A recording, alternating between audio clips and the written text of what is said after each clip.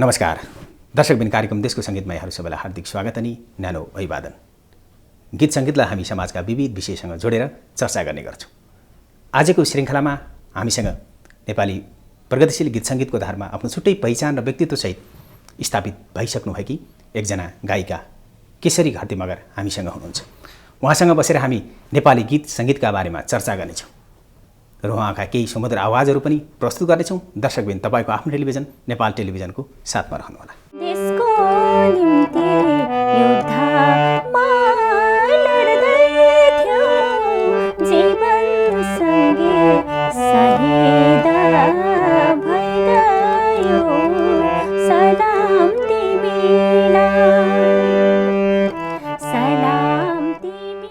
गीत सङ्गीतका माध्यमबाट सार्थक जीवनको यात्रामा क्रियाशील रहँदै एक कुशल गायिकाको रूपमा परिचित नाम हो केशरी घरती मगर, जसलाई धेरै दर्शक र श्रोताहरूले एलिना उपनामले पनि चिन्ने गर्दछ।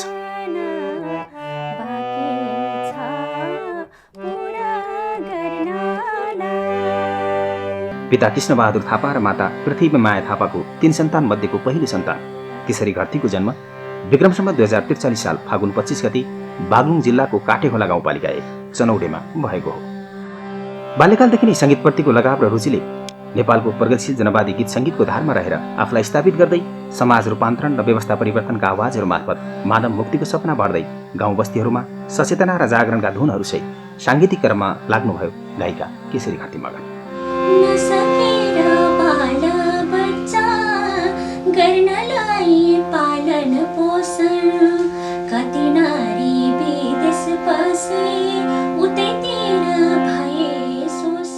सामाजिक रूपमा भोग्नु परिरहेको अन्याय, असमानता र विभेदलाई अन्त्य गर्न आफ्नो सशक्त भूमिकासहित गीत मार्फत यसरी प्रस्तुत गर्नुहुन्छ गायिका केशरी घरती मगर।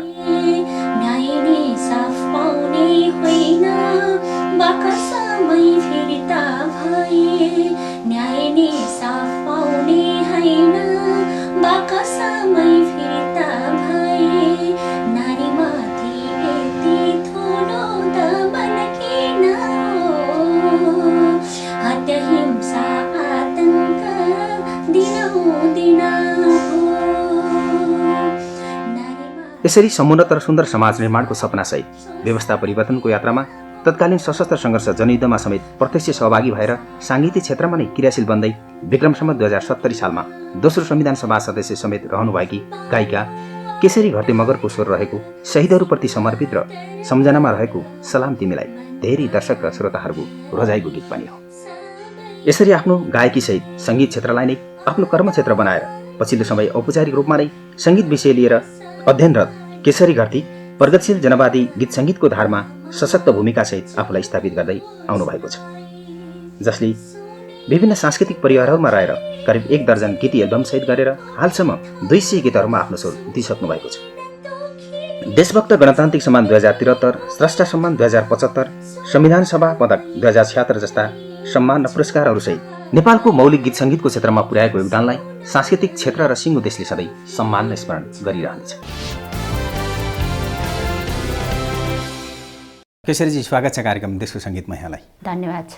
जुन परिवेशमा जन्मनुभयो र हुर्कनुभयो त्यो सामाजिक परिवेश, खास गरी गीत सङ्गीतको क्षेत्रमा यहाँ चाहिँ कसरी प्रवेश गर्नुभयो? सङ्गीत क्षेत्रमा त म बच्चामा हुँदाखेरि बेलाखेरि अब हामी त गाउँघरमा जन्मेको, गाउँतिर अब देउसी भैलोहरू खेल्ने चलन छ होइन, जहाँ पनि अब अनि बच्चा बेलामा चाहिँ अब गाउँघरमा देउसी भैलो खेल्ने त्यताप्रति अलिअलि आकर्षण बच्चाको टाइम त भयो। अनि मेरो बुवा नै अब त्यो देउसी भैलोको नेतृत्व गरेर गाउँमा कलाकारहरू बनाएर, कलाकार टिम बनाएर अनि सबैलाई सिकाएर देउसी भैलो खेल्ने अनि सामाजिक रूपमा अब त्यो उठाएको पैसाले चाहिँ सामाजिक रूपमा कामहरू गर्ने त्यस्तो गर्नुहुन्थ्यो। अनि त्यो भैली खेल्ने, देउसी भैलो खेल्ने ठाउँहरूमा हामीहरू पछि लागेर हिँड्ने बच्चा बेलामा। अनि मेरो बुवा नै आफै सिकाउने भइसके पछाडि म बुवाको पछि लागेर हिँड्ने गर्दा गर्दै त्यता कलाकारतिर आकर्षण भयो। पछि चाहिँ अब मेरो घरमा राजनीतिक पार्टीका साथीहरू बुवा नै राजनीतितिर इन्भल्भ पनि भएको अनि राजनीतिक क्षेत्रका कलाकारहरू विशेष गरेर आउनुहुन्थ्यो। अब उहाँहरूबाटै प्रभावित भएर म पनि अब बिस्तारै त्यसरी नै गाउने नाच्नेतिर अलिअलि इन्ट्रेस्ट बढ्दै गयो। अनि त्यसरी नै मेरो खासमा यो साङ्गीतिक यात्रा सुरु भयो। पछिल्लो समय त यहाँ एउटा आफ्नो परिचय पनि बदल्नुभयो, एउटा जनवादी गायिकाका रूपमा स्थापित पनि बन्नुभयो। त्यस्ता खालका गीतहरू गाउनुपर्छ, यसरी हेर्नुपर्छ भन्ने त्यो समाजको त्यो परिवेशले यहाँलाई आकर्षित गर्यो कि अरू केही बाह्य कारणहरू थिए? त्यस्तो के पनि अरू कारण भन्दा पनि अब बढी त अब मेरो बुवा पहिलेदेखि राजनीतिमै हुनुभएको भएर धेरै कलाकारहरू आउने बस्ने, हाम्रै गाउँमा पनि कार्यक्रमहरू गर्ने, अनि विशेष गरेर अझ मेरै घरमा रिहर्सल गर्ने, त्यहीबाट म बच्चा बेलाबाट प्रभावित भएको। अब त्यति बेला त म जनवादी कलाकार बन्छु, यो क्षेत्रमा लाग्छु भन्ने सोच पनि थिएन। अब बच्चा बेलामा अब नाचगान भनेपछि आकर्षण हुने, त्यसको उद्देश्य, त्यसका भावहरू, गीतहरू अब त्यहाँ प्रस्तुत गर्ने के हुन्थ्यो त हामीलाई केही पनि थाहा हुँदैन थियो। सीमित नाच्ने र गाउने भन्ने हिसाबले चाहिँ आकर्षित भइयो। अनि पछि चाहिँ अब उमेर बढ्दै जाँदा ती कुराहरू पनि बुझ्दै जाँदाखेरि यो रहेछ भन्ने कुरा बुझियो। अनि त्यसपछि त अब आफू नै बुझेर लागिसके पछाडि जनवादी कलाकार नै अब बनियो भनेर। जुन परिवेशमा जन्मनु भयो र हुर्कनु भयो, त्यति बेलाको त्यो सामाजिक परिवेश र अहिले हामी परिवर्तित समयमा पनि छौँ। एउटा जनवादी गायिकाको रूपमा, एउटा प्रगतिशील गायिकाको रूपमा आफूलाई स्थापित गर्दै गर्दा अहिले आउँदा चाहिँ कस्तो महसुस हुन्छ? त्यति बेलाको परिस्थिति र अब अहिले त धेरै नै फरक छ होइन। अब हामी कलाकार क्षेत्रमा लाग्दै गर्दाखेरि परिस्थिति नै त्यति बेला एकदम फरक नै हो। सुरुमा सामान्य अभियानहरूमा हिँड्ने हामी चाहिँ अब पार्टीको कार्यक्रमहरूमा विशेष गरेर अब जनताको गीतहरू नै गाइन्थ्यो, नाचिन्थ्यो। अब त्यसरी लाग्दै आउँदाखेरि एउटा युद्धकालको एकदम ठुलो उसमा पनि जनवादी कलाकार भएर भूमिका निभाउने अवसरहरू पनि आए। थुप्रै चुनौती सङ्घर्षहरू पनि झेलियो। हिजोको दिनहरू जस्तो हामी जसरी सङ्घर्ष गर्नु पर्थ्यो, जसरी दुःखहरू गर्नु पर्थ्यो, त्यस्तो अवस्था त छैन। अहिले हामी सीमित केही कार्यक्रमहरूमा मात्र सहभागी हुन्छौँ। अब यस्तै गीत रेकर्डहरू अनि बढी गरेर अब पार्टीको कार्यक्रमहरूमा हो। त्यसपछि बाँकी अब यस्तै रेकर्डिङ, गीतहरू रेकर्ड गर्ने, त्यसरी प्रस्तुत हुँदाखेरि अब हिजोको र आजको त धेरै फरक छ। हिजो चाहिँ हामी प्रत्यक्ष जनताकोमा जान्थ्यौँ भने अहिले अलिक कम हुन्छ। जुन महसुस यहाँले गर्नुभयो प्रगतिशील गीत सङ्गीतको धारमा आफूलाई स्थापित गराउँदै गर्दा आफूसँग सहकार्य गरेका धेरै साथीहरू पनि पक्कै हुनुहुन्छ होला। अहिले यो परिवर्तित समयमा आइपुग्दा यहाँ स्वयंलाई हुने अनुभव र ती साथीहरूसँग सहकार्य गरेर आएका साथीहरूको प्रतिक्रिया कस्तो पाउनुहुन्छ? अब थुप्रै कलाकारहरू थियौँ हामी त्यति बेला, म सँगसँगै काम गरेको। हामी पनि सानो एरिया लेभलबाट केन्द्रीय कलाकारसम्म काम गर्दाखेरि मैले थुप्रै साथीहरूसँग सहकार्य गर्ने अवसरहरू पाएँ। अब त्यति बेलाको परिस्थिति र अहिलेको परिस्थिति त अब फरक नै भयो। त्यो कारणले पनि हिजोको साथीहरूसँग अब छुटिनु भेटिनु एकदम फरक नै छ भनौँ। हिजोसँगै अब एउटै मोर्चामा लामो समयसम्म काम गर्ने अवसरहरू मिल्थ्यो भने अब अहिले आफ्नो क्षेत्रमा काम गरिराख्नु भएको छ। र त्यति बेलाको कलाकार साथीहरू अब कोही यही क्षेत्रमै निरन्तर रूपमा हुनुहुन्छ, अब कोही चाहिँ अब कलाकार छोडेर अरू नै पेसा व्यवसाय गरेर बस्नुभएको पनि छ।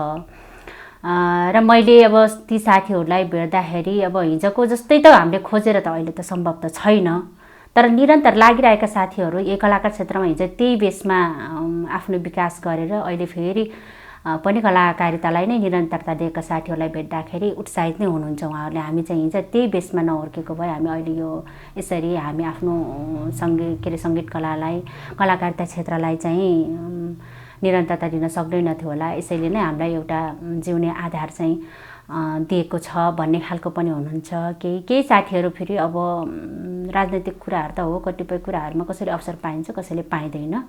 अब केही साथीहरू अन्य व्यवसाय गरेर बसेको पनि हुनुहुन्छ। कुराकानीको क्रमलाई त हामी एकैछिन पछाडि पनि जोड्नेछौँ। जुन गीतबाट यहाँ एउटा प्रगतिशील गायिकाको रूपमा स्थापित हुनुभयो, खास गरी शहीदहरूको स्मरणमा गाइएको शहीदहरूप्रति समर्पित गीत सलाम तिमीलाई हाम्रा दर्शकहरूका लागि स्थायी भने पनि सुनौँ। हे देशको निम्ति युद्धमा लड्दै थियो, जीवनसँगै शहीद भइ गयो, सलाम तिमीलाई। देशको निम्ति युद्धमा जीवन सँगी शहीद भई गयो सलाम तिमीलाई सलाम तिमीलाई सलाम तिमीलाई सही तिम्रो सपना बाँकी छ पुरा गर्नलाई सही तिम्रो सपना बाँकी छ पुरा गर्नलाई। निकै सुमधुर पनि थियो यो आवाज र धेरैले यो गीत सुन्ने पनि गर्नुहुन्छ, धेरै चर्चा हुने पनि गर्छ यो गीतको। यति हुँदाहुँदै पनि पछिल्लो समय यस्ता गीतहरूको महत्त्व, यस्ता गीत सङ्गीतको महत्त्व अलिक कम हुँदै गएको भन्ने यहाँलाई लाग्छ? त्यस्तो मलाई लाग्दैन, किनभने अब होलान् कोही गीतहरू सीमित मौसमी गीतहरू पनि होलान्, निश्चित समयमा गाएर त्यसपछि फेरि त्यो गीत गाउन नमिल्ने खालको पनि होलान्। तर यो गीत जुन छ यो चाहिँ एकदम कालजयी नै छ। यो गीतको शब्दहरू हेर्दाखेरि यो कहिल्यै पनि नमर्ने खालको गीत हो। हामी हिजो युद्धमा शहीद भएको जो पनिलाई सम्झिन सक्ने खालको भावहरू समेटेको हुनाले यो गीतको र यस्ता खालका गीतहरूको चाहिँ महत्त्व अहिले पनि घट्दैन भनेर मलाई लाग्छ। गीत सङ्गीतको भूमिका हिजो जुन खालको थियो, पछिल्लो समय हेर्दाखेरि यस्ता खालका गीत सङ्गीतहरूको व्यावसायिकता अलिक कम हुने र यस्ता खालका गीत सङ्गीतहरू अलिक कमजोर बन्दै गएका हुन्, यस्ता खालका सिर्जनाहरू पनि कम हुँदै गएका हुन् भन्ने यहाँलाई लाग्छ? अन्य कारण भन्दा पनि विशेष त अब राजनीतिक पार्टीसँग जोडिएको कलाकारहरूले विशेष गरेर अब त्यस्तै खालको गीतहरू बनाउने गर्छौँ। अब पार्टीको योजनाहरू के आउँछ त्यो प्रकारको, अनि त्यस्तो गीतहरू चाहिँ अब सीमित मात्रामा पनि अब त्यो मौसमी टाइपको पनि हुने भयो। र त्यो बाहेकका गीतहरू पनि छन्, हाम्रो थुप्रै गीतहरू जो कालजयी छन्। अब कोही देशभक्ति खालकाहरू पनि छन्, जनताका एकदम भावनाहरूलाई समेटेका गीतहरू जहिले पनि गाउन मिल्ने खालका गीतहरू पनि छन्। अब के गीतहरू चाहिँ अब हामी समय परिस्थिति अनुसार पनि रचना गरेका छौँ। ती गीतहरूको चाहिँ विशेष परिस्थितिमा गाएपछि अनि पछि फेरि अब त्यसलाई चाहिँ गाउन नमिल्ने खालको पनि छन्। तर त्यो बाहेकका गीतहरू पनि धेरै नै हामीले अब कालजयी खालका गीतहरू बनाएका छौँ। र अब अहिले यो पछिल्लो चरणमा चाहिँ ती गीतहरू नचल्ने भन्दा पनि अब चल्न त एकदम सीमित रूपमा चलिरहेकै छ। तर परिस्थिति फरक भइदिँदाखेरि हिजोकै गीतहरू गाइराख्ने स्थिति पनि हुँदैन। र अब दर्शकहरूले अथवा श्रोताहरूले, जनताहरूले पनि नयाँ नयाँ गीतहरू, अब नयाँ नयाँ प्रकारको रचनाहरू, सृजनाहरू सुन्न चाहने भएको कारणले पनि केही कम भयो जस्तो लागेको हो। नत्र त्यस्तो चाहिँ अब मलाई चाहिँ कम भयो जस्तो चाहिँ लाग्दैन। यस्ता खालका गीत सङ्गीतहरूको व्यावसायिकतालाई जोडेर हेर्दाखेरि एक त गीत सङ्गीतहरू पनि असाध्यै कम सिर्जना हुने र यसको सृजनात्मक पक्ष चाहिँ अलिक कमजोर हुँदै गएको भन्ने पनि यहाँलाई लाग्छ? केही कुराहरूमा चाहिँ अब कमजोरीहरू पनि भएको छन् है। हामी जति अब बाहिर अहिले व्यापक बजार चाहिँ लोकगीतहरूले खाइरहेको अवस्थामा र एउटा सामान्य परिस्थितिलाई समेटेर गीतहरू बनाइन्छन् अनि एकछिनमा भाइरल बन्ने अनि त्यसपछि फेरि त्यो गीतहरू क्लोज हुने, त्यस्तो टाइपको वातावरण छ अहिले बाहिर बजारमा हेर्दाखेरि होइन। अब हामीले चाहिँ त्यस्तै खालको एकदम सामान्य परिस्थितिलाई पनि समेटेर गीत लेख्न चाहिँ नसक्नु पनि एउटा कमजोरी हो। अर्को कुरा अब केही हामी साङ्गठनिक रूपमा पनि योजना बनाएर जाने कुराहरूमा केही कमजोरीहरूका कारण पनि हाम्रो गीतहरूले चाहिँ अलिकति बजारहरू लिन नसकेको स्थिति पनि हो।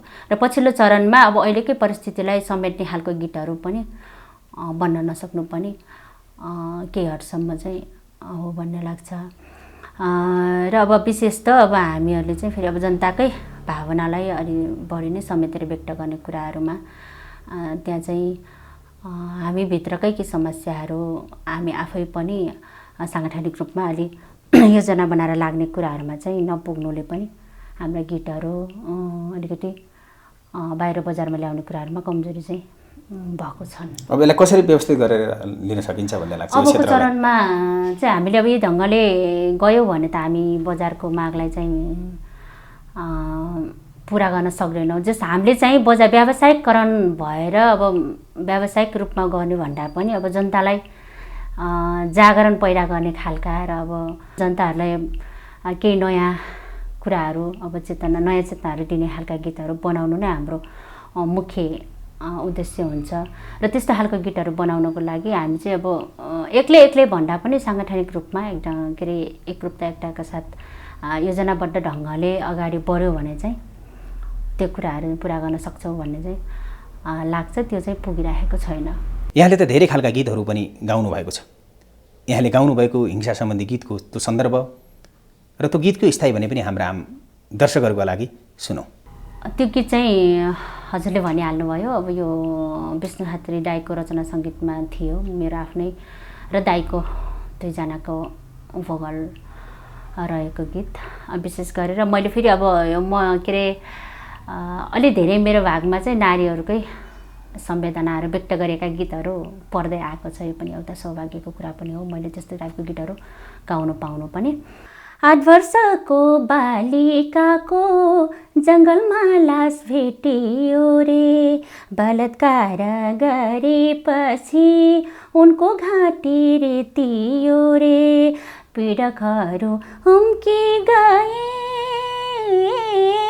पीडितहरू रुनु पर्यो, अपराधीलाई कडा भन्दा कडा सजाय हुनु पर्यो, अपराधीलाई कडा भन्दा कडा सजाय हुनु पर्यो, नारीमाथि यति साह्रो दमन किन भो, हत्या हिंसा आतङ्क दिनौँ दिन भो, नारीमाथि यति साह्रो शोषण किन भो, हत्या हिंसा आतङ्क दिनौँ दिन भो, हत्या हिंसा आतङ्क दिनौँ दिन भो।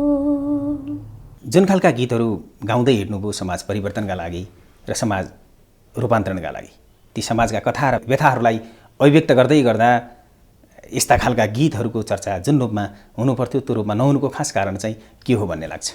यसको विशेष कारण त अब केही अब व्यावसायिक गीतहरू बजारमा जो आउँछन् त्यताप्रति चाहिँ अब मानिसको मोह पनि बढ्यो हो होइन।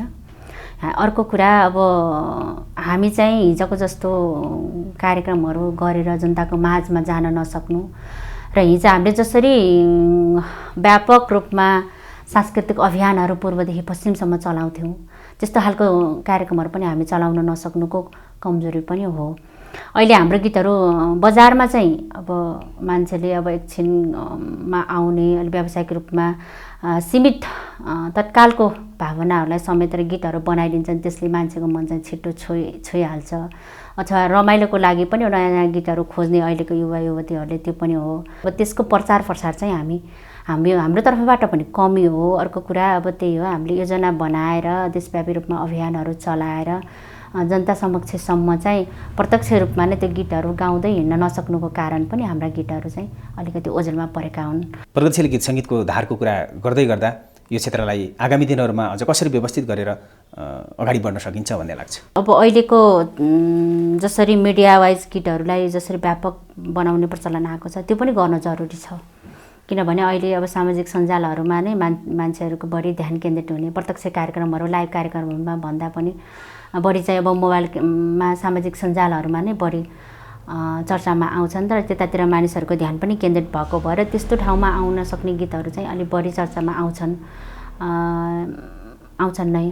र हामीले चाहिँ गर्न नसकेको त्यो पनि हो। अबको दिनमा चाहिँ त्यो कुरालाई पनि जस्तै मिडियामा कसरी ल्याउन सकिन्छ र त्यसलाई चाहिँ बढी प्रचार प्रसार चाहिँ कसरी गर्न सकिन्छ भन्ने योजनाको पनि आवश्यकता छ एउटा कुरा। अर्को चाहिँ हामी अब एउटा राजनैतिक पार्टीसँग जोडिएर अब जनवादी प्रगतिशीलहरू गीत गाउने कलाकारहरूले एउटा साङ्गठनिक रूपमा नै व्यापक रूपमा जनताको घर दैलोमा पुग्ने खालका कार्यक्रमहरू गराउन आवश्यक छ। हामी करिब समयको अन्तिममा पनि छौँ। जुन राज्यको लगानी पनि यो क्षेत्रमा नभएको चाहिँ होइन, राज्यका पनि निश्चित निकायहरू छन् यो क्षेत्रको संरक्षण र प्रवर्धनका लागि, स्रष्टाहरू पनि आफ्नो आफ्नो ढङ्गले अगाडि बढिरहेको पनि देखिन्छ। नीतिगत हिसाबले, राज्यको नीतिगत हिसाबले जुन यो क्षेत्रलाई बढावा दिन सक्नु पर्थ्यो, स्थान दिन सक्नु पर्थ्यो, त्यो नहुनु स्रष्टाहरू बिचकै एकता नभएको भन्ने लाग्छ कि अथवा अरू केही कारणहरू छन् जस्तो लाग्छ? त्यति मात्र पनि होइन, अब स्रष्टाहरू एक ठाउँमा उभिएर आवाज उठाउन नसक्नु पनि एउटा कारण त हो। तर यसलाई चाहिँ सङ्गीत कलालाई अथवा कलाकारिता क्षेत्रलाई, अब सांस्कृतिक क्षेत्रलाई भनौँ, अब राज्यको त्यसलाई चाहिँ त्यसप्रति ध्यान दिने चाहिँ राज्यको दायित्व पनि हो। त्यो चाहिँ हामीले आवाज उठाए मात्र राज्यले त्यो सम्बन्धी अब नीति तयार गर्ने भन्ने कुरा मात्र होइन कि राज्यले चाहिँ अब हाम्रो देश त बहुसांस्कृतिक देश हो। यहाँ विविध कला सङ्गीतहरू छन्, आफ्नो जातिहरूका आफ्नो संस्कृतिहरू छन्, तिनीहरूलाई समेट्ने सहित अब त्यो बाहेक अरू जस्तै अब जनवादी प्रगतिशीलहरू गीतहरू छन्, लोकगीतहरूको स्थान छुट्टै छ, यी गीतहरूको छुट्टै छ स्थान। फरक फरक टाइपका गीतहरूलाई पनि फरक फरक नीतिभित्र ढालेर त्यसलाई चाहिँ संरक्षण गर्ने कुराहरूमा चाहिँ राज्यको पनि दायित्व हो र हामीले आवाज उठाउन नसक्नु हाम्रो एउटा कारण पनि हो। जाँदा जाँदै हाम्रा दर्शकहरूलाई हाम्रो कार्यक्रम देशको सङ्गीत मार्फत के भन्न चाहनुहुन्छ? हामी जनवादी क्षेत्रमा लागेका कलाकारहरू पनि जनताको गीतहरू गाउँदै अहिलेसम्म आएका छौँ। यहाँहरूले हाम्रो प्रगतिशील जनवादी गीतहरूलाई पनि माया गरिदिनु होला। हामीले चाहिँ यहाँहरूकै भावनाहरू समेटेर गीतहरू बनाउने गाउने गरेका छौँ। त्यही नै भन्न चाहन्छु। यो महत्त्वपूर्ण समय र आफ्नो सुमधुर आवाजको निम्ति हामी हाम्रो कार्यक्रमको तर्फबाट हार्दिक आभार व्यक्त गर्न चाहन्छौँ। धन्यवाद। यहाँहरूलाई पनि यो देशको सङ्गीत कार्यक्रम मार्फत मेरो केही आफ्ना विचारहरू राख्ने अवसर दिनुभयो। धन्यवाद। दर्शकबिन, जुन आवाजहरूमा, जुन स्वरहरूमा र शब्दहरूमा समाज र जीवनका वास्तविकताहरू अभिव्यक्त भएका छन्, यसरी नेपाली गीत सङ्गीतको क्षेत्रमा आफ्नो छुट्टै पहिचान र व्यक्तित्वसहित स्थापित भइसक्नुभएकी एकजना गायिका केशरी घरती मगरसँग आजको यो श्रृङ्खलामा हामीले विशेष कुराकानी गऱ्यौँ। कार्यक्रमको अर्को श्रृङ्खलामा यसरी नै देश, समाज र जीवनप्रति समर्पित स्रष्टाहरूको आवाज चाहिँ यहाँहरूसँग भेटघाट हुन नै छ। तबसम्मलाई म कार्यक्रम प्रस्तुता सुमन हमाल लगायत सम्पूर्ण युनिटलाई बिदा दिनुहोस्। नमस्ते, शुभ पल।